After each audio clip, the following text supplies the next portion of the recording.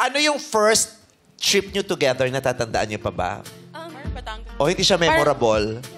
Oh, parang Batangas lang. Kasi sa amin common yung team building. So since nag-start as magka-group kami, so doon nag-start yung bonding nung nagti-team building Yes. kami. Sa team building, marami nagiging mag-best friend, nagiging mag-jowa. Oo, marami diyang nagli-live for 9 months after.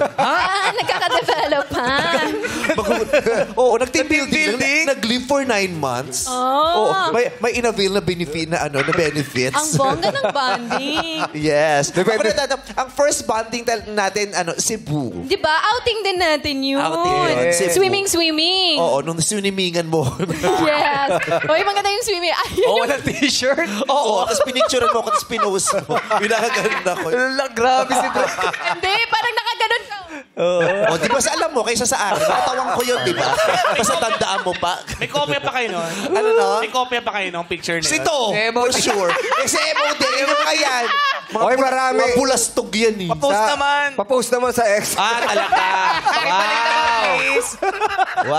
Hindi namin alam anong posing nakaganon. Kahit basta ang mahalaga ng panahon yan, magkakulay pa tayo. Wow! Totoo yun.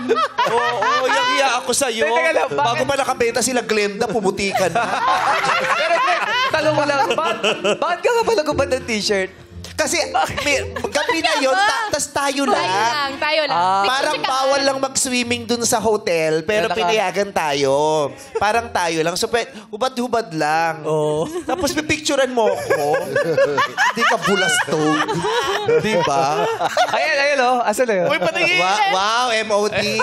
Makurap sana cellphone mo. Uy, may abs ko no. Oo, may abs. ka. Tahi yun, hindi abs. Sa diretso. Oo.